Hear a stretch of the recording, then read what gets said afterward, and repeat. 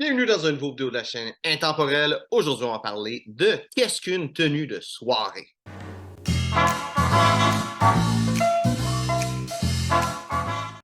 Donc, une tenue de soirée, si tu vois ça dans un comme code vestimentaire pour un événement, qu'est-ce que c'est exactement? De nos jours, les codes vestimentaires, il y a beaucoup de monde qui ne savent pas trop c'est quoi, ils ont une idée un petit peu floue puis pas très stricte de qu'est-ce que c'est. Donc, c'est sûr que des fois, tu peux avoir quelqu'un qui va dire tenue de soirée, mais il ne sait pas trop c'est quoi. Donc, premièrement, avant de dire c'est quoi une tenue de soirée, comme tu peux te douter, s'il y a une tenue de soirée, il doit bien avoir une tenue de journée qui existe. Et en effet, c'est quelque chose qui existe. Une tenue de soirée, c'est une tenue qui est techniquement réservée au soir, mais c'était une époque où est-ce que les gens, le jour, s'habillaient, peu importe comment ils s'habillaient, mais un habit ou un petit peu plus avant, c'était d'autres genres de vêtements qu'il y avait, mais avant l'arrivée des automobiles et de l'asphalte, ben, la plupart des chemins, c'était des chemins en roche, des chemins de terre, et même dans les villes, c'était quand même assez poussiéreux, il n'y a pas le même genre de nettoyage qu'il y avait aujourd'hui. Le monde se promenait en cheval et il était dehors, au chaud, froid, avec les intempéries. Leurs vêtements étaient tous sales à la fin de la journée et eux aussi étaient tous sales. Il y avait eu chaud, il y a eu de la poussière sur eux, puis tout ça. Donc, les vêtements de soirée viennent de cette époque-là, où est-ce que, durant la journée, tu avais tes vêtements, tu arrives, tu es toute sale, un petit peu comme beaucoup de monde qui vont travailler, par exemple, dans la construction. En avant, chez eux, ils vont changer pour avoir des vêtements un petit peu plus propres, un peu plus confortables. Tout le monde va faire ça, avoir des vêtements plus confortables. Mais à l'époque, dans le fond, il y avait le même principe. Tu étais toute sale à la fin de la journée, tu te mettais des vêtements propres. D'où même l'expression de s'habiller propre ou des vêtements propres vient justement de ça. C'est quand que tu mettais pas tes vêtements de journée, puis tu mettais des vêtements qui étaient littéralement, qui étaient propres, à l'opposé de qui étaient sales à la fin de ta journée. Donc, les tenues de soirée, spécifiquement le code vestimentaire d'une tenue de soirée, qui est aussi un autre terme pour dire un tuxedo. Donc, ça vient d'une époque où les gens, justement, comme je dis, ils s'habillaient à la fin d'une journée, qui avaient travaillé, mais ça vient aussi les nobles, les bourgeois, les marchands, de ces époques-là, ou même un petit peu plus récemment, certaines personnes, des entrepreneurs ou des investisseurs, qui à la fin de leur journée de travail, et ils se changeaient, puis des fois, il y avait différents événements. Vous voulez peut-être aller à l'opéra, vous voulez peut-être aller dans un gala, ou un bal quelconque. Ils devaient s'habiller un petit peu plus chic. Donc, ce code vestimentaire-là vient de ces besoins-là, d'avoir un vêtement qui est chic, qui est beau et qui est élégant à porter quand on sort, dans le fond, le soir ou quand on reçoit des gens à la maison. Donc, une tenue de soirée date de ces époques-là dans ces raisons-là. L'autre raison d'être de la tenue de soirée, comment que c'est un code vestimentaire qui est extrêmement strict versus tous les autres codes vestimentaires. Il y a beaucoup de laisser-aller.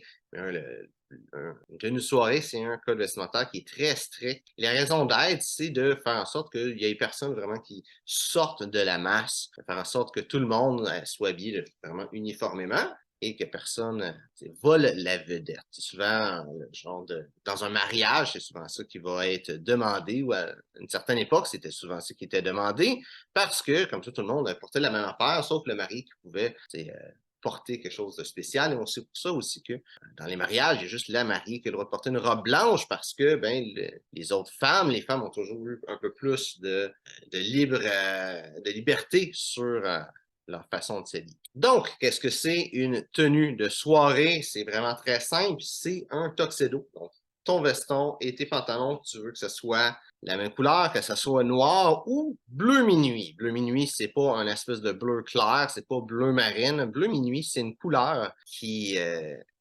été inventée pour être plus noir que le noir, en réalité. Donc, le bleu minuit, si tu le regardes à côté du noir, tu vas voir que c'est pas noir, mais vu que c'est du bleu, il va avoir plus de difficultés à déteindre. Faut oublier que ça date d'une époque, encore une fois, où il n'y avait pas de rue, il n'y avait pas de char, il n'y avait clairement pas de machine à laver.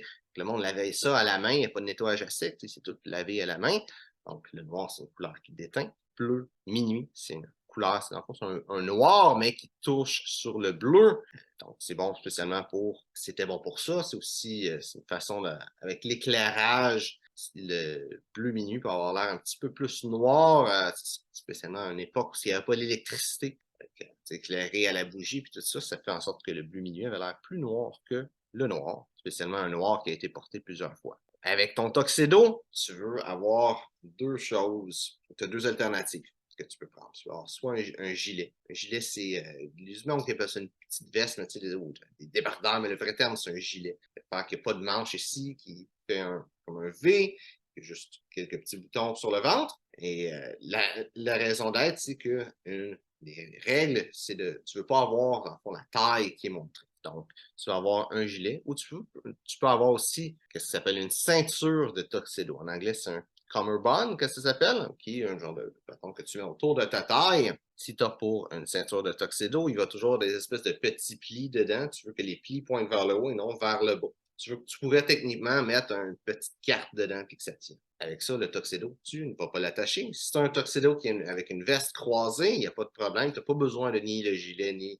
la ceinture de tuxedo. Tu peux juste le garder attaché tout le temps parce que la veste croisée, ça fait le même travail. Pour ce qui est du gilet, c'est un gilet, tu veux être sûr que c'est un gilet de tuxedo. Donc, avec les mêmes boutons qu'un tuxedo qui va avoir des boutons satinés, mais tu vas avoir un bouton satiné aussi sur ton gilet. Techniquement, ton gilet est censé être dans le même matériel que le veston du tuxedo, mais il y a certains cas que tu peux te faire dire de mettre autre chose, spécialement sur une thématique de couleur dans un mariage. Alors, pour continuer avec vraiment le cœur de l'ensemble qui est le tuxedo, ton tuxedo, tu vas avoir un revers satiné, tu vas avoir un revers cran, un petit peu comme ce que moi je porte, qui beaucoup de monde va dire que c'est pas classique, mais il y a, dans les années 60, on en voyait beaucoup. Fait que c'est quand même un classique, un revers à cran satiné, c'est sûr que c'est pas c'est le revers le plus décontracté. Ça fait un tuxedo quand même assez décontracté. Mais c'est quand même une bonne façon, un bon type de revers. Tu as un revers à pointe aussi, donc au lieu d'avoir une espèce d'espace ici, cette partie-là ici va juste continuer vers le haut et il va dépasser un petit peu pour faire une pointe. D'où le nom revers à pointe. Et un revers à pointe, c'est bon, c'est un des vrais grands classiques de revers sur les tuxedos. Vraiment un revers à cran, plus loin dans le temps. C'était surtout sur des vêtements de jour que tu trouvais ça. Un revers à pointe, ça peut être bon sur une veste normale, simple, droite, ou une veste croisée. Spécialement avec une veste croisée, traditionnellement, c'est juste un revers à pointe que tu vas avoir dessus. Tuxedo croisé, techniquement, c'est toujours un revers à pointe. Sinon, l'autre type de revers que tu peux avoir, c'est un revers châle. Et un revers châle, tout simplement, cette partie-là ici, c'est toute la même partie, tout le tour. Des fois, il va y avoir une couture en arrière, mais des fois, ça va être le même morceau. Donc, il va pas avoir de petite couture ici. Ça va tout être, puis il n'y aura pas non plus la petite fente. Ça va être rond, tout simplement. C'est un revers châle sur une veste droite.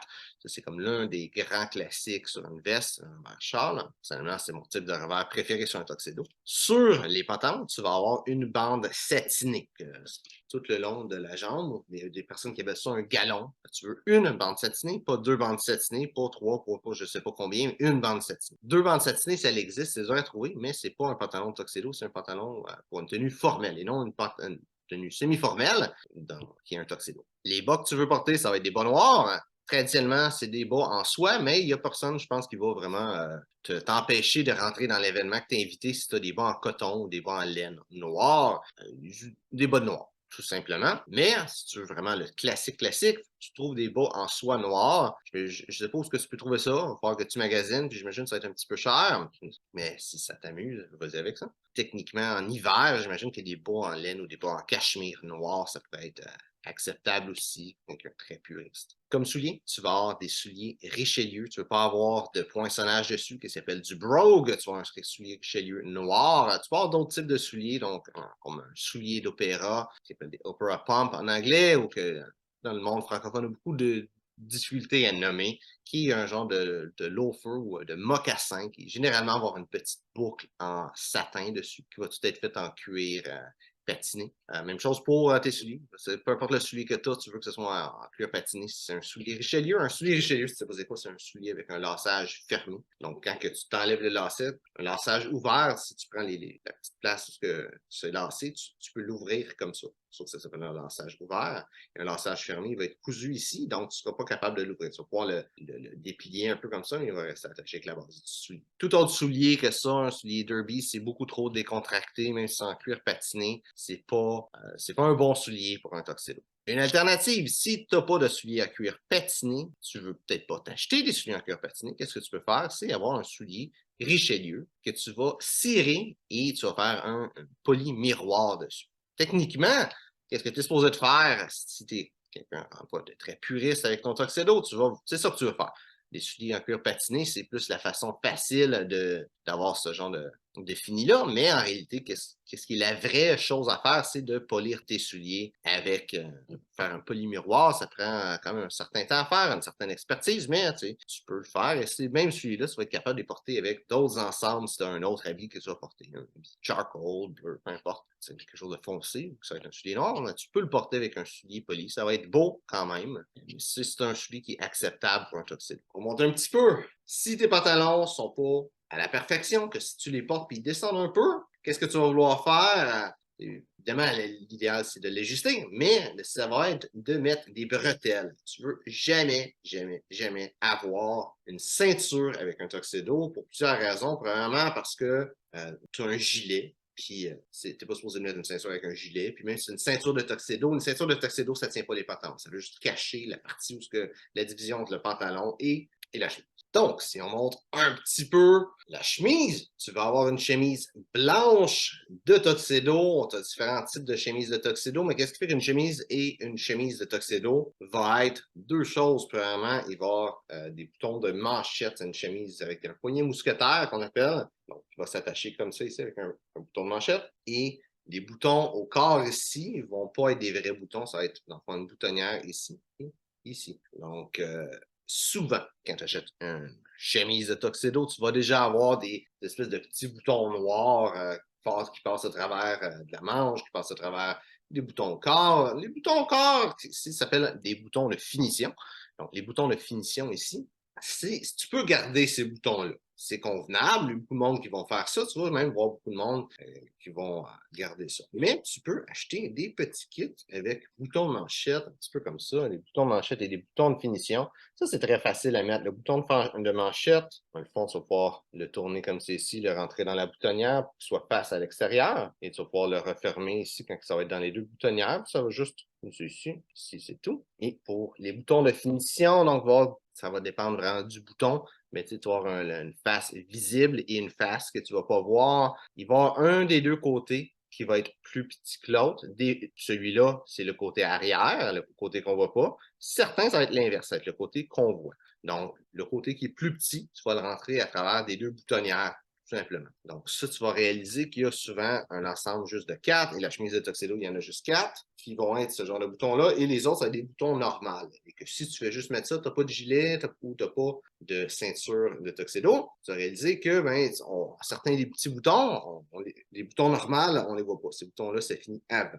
Personnellement, je te recommande d'avoir un ensemble de boutons. C'est pas si cher que ça. C'est sûr que si tu es obligé de t'acheter le gros kit au complet pour un événement, d'acheter le tuxedo, la chemise, le papillon, tout ça, oui, c'est sûr qu'à un moment donné, ça vient plate d'avoir acheté ça. Mais si tu es pour avoir plusieurs événements, c'est mieux d'avoir un petit kit où ce que tu peux avoir les boutons de finition qui sont spéciaux. Ça fait déjà, ça élève ton look un petit peu, spécialement dans un code vestimentaire où ce que tu n'as rien vraiment que tu peux faire pour sortir du lot. Techniquement, les boutons de finition et les boutons de manchette n'ont pas besoin d'être les mêmes, spécialement si tu as les petits boutons en plastique. Tu ne regardes pas le bouton de plastique ici sur le bouton de la manchette. Ça te prend des boutons de manchette. Je ne prends pas n'importe quelle cochonnerie qui vient avec, mais des vrais boutons de manchette. Ça, si tu n'en as pas, achète-en. De toute façon, une paire de boutons de manchette, c'est moins cher que le kit complet avec des boutons de finition. Puis, ça se reporte après sur d'autres chemises éventuellement. Si tu as des chemises à boutons de manchette, tu peux même l'emprunter. C'est pas grave. Il y a tout le temps du monde. Moi, j'ai une coupe de boutons de manchette. Je suis sûr que tu as quelqu'un dans ton entourage qui en a une paire ou qui en a une coupe de paires qui va être capable de t'en prêter. Si juste pour un événement, il n'y a pas de problème avec ça. Tu vas être capable de trouver de quoi.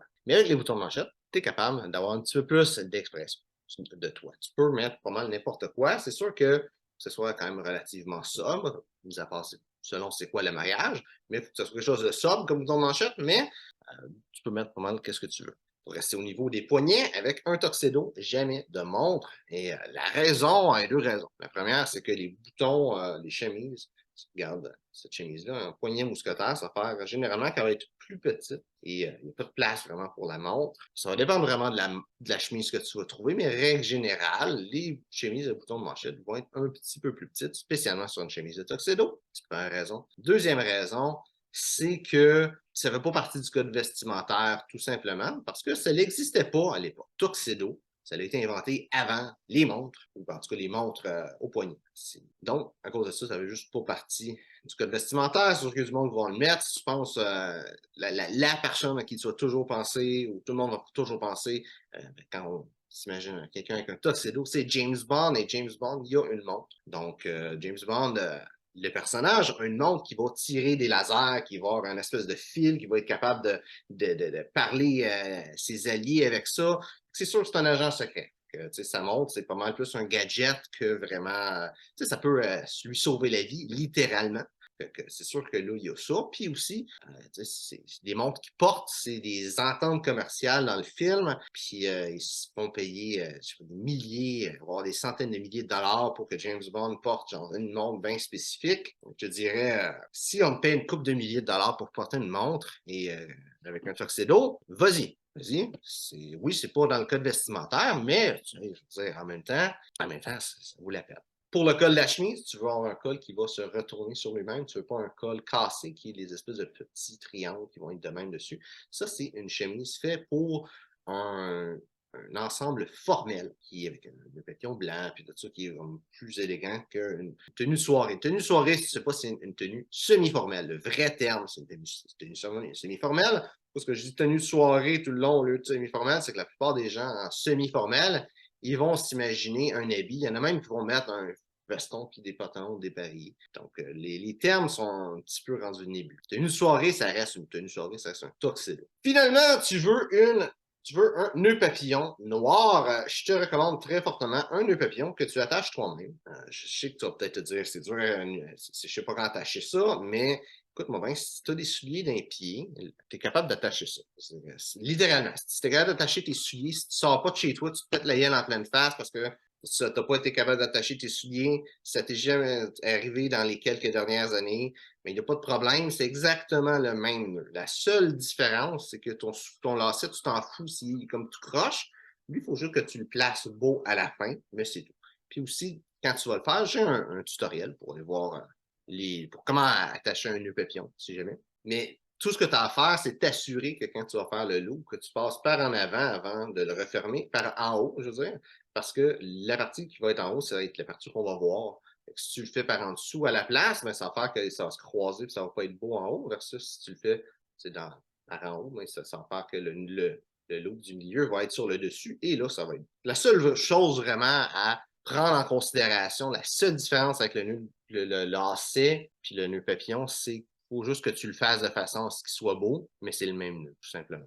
Maintenant, si tu vas avoir un chapeau avec ça, donc les deux chapeaux que tu peux avoir, c'est un chapeau Hombourg. Alors, un chapeau Hombourg, c'est un chapeau qui est dur et qui va avoir généralement un pli dans le milieu, comme une fente dans le milieu, qui va avoir un rebord moyennement large et qui va tout être tout pointé par le haut. Un genre de chapeau melon avec un petit, on dirait que quelqu'un a donné un petit coup sur le dessus. Et techniquement, un chapeau melon aussi pourrait être acceptable, spécialement si tu es dans des pays comme en Angleterre, mais c'est un petit peu plus décontracté. Sinon, en été, un canotier, c'est le genre de chapeau qui est vraiment dans ce niveau de formalité-là. Techniquement, de nos jours, n'importe quel chapeau, il n'y a plus personne qui porte vraiment de chapeau. Mais si jamais tu es quelqu'un qui aime ça, porter des chapeaux, c'est les deux chapeaux qui sont vraiment de ce niveau de formalité-là. Un haut de forme, c'est trop formel.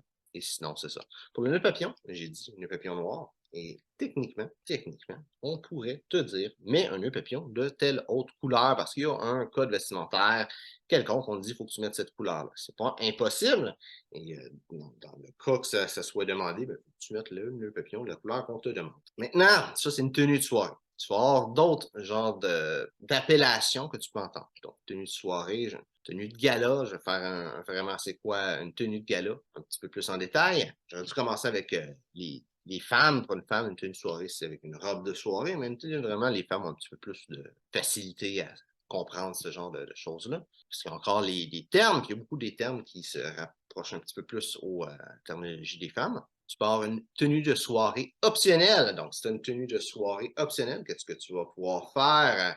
C'est de ne pas mettre de tuxedo. Tu pourrais techniquement mettre un habit noir avec une cravate noire, une chemise blanche, ça serait convenable. Potentiellement, non, mettre un habit foncé, une cravate foncée, une chemise blanche ou une chemise pâle. Ça devrait être assez convenable dans la plupart des événements. Si tu es tuxedo, ou tenue de soirée recommandée. Dans ce cas-là, tu es mieux de faire ça de même. Mais en règle générale, quand que ça dit juste recommandé, tu peux avoir un petit peu de créativité. Tu peux avoir ce qui s'appelle une veste de soirée.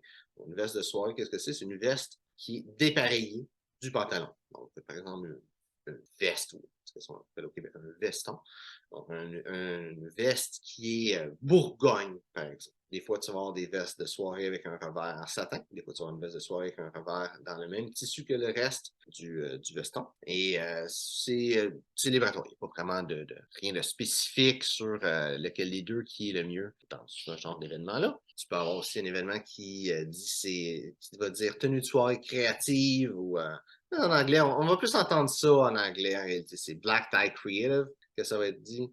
Ou, techniquement, ça ferait partie de tenue de gala qui serait vraiment dans ce genre d'événement-là. Et là, tu peux te lâcher lousse, tu peux avoir certaines couleurs. C'est sûr que le plus tu te rapproches d'un tuxedo noir, comme que j'ai dit avec le classique, le plus ton ensemble va être bien réussi, puis bien selon les codes. Si tu veux changer une chose ou deux, peut-être avoir un nœud papillon qui est différent. Souvent, il va y avoir un nœud papillon et un gilet ou un nœud papillon et une ceinture de tuxedo qui va être dans un même tissu. Tu pourrais faire ça, par exemple. Avoir tout classique, mais avoir une veste de soirée, voire même si tu penses que c'est convenable, avoir une veste de détente, un smoking jacket, une veste, dans le fond, qui est plus non structurée, un peu plus décontractée, mais qui reste dans la catégorie des tenues semi-formelles, des tuxedos. La chose qui est sûre, c'est que ça, tu ne veux jamais mettre de cravate, toujours un papillon. C'est pas créatif, c'est vraiment un faux pas de mettre une cravate avec un tuxedo. Donc, j'espère que tu as aimé la vidéo. Si c'est le cas, like, partage. Et surtout, si tu trouves que ça peut être pratique pour quelqu'un, tu as un événement bientôt, où ce que ça dit, il faut que tu mettes une tenue de soirée.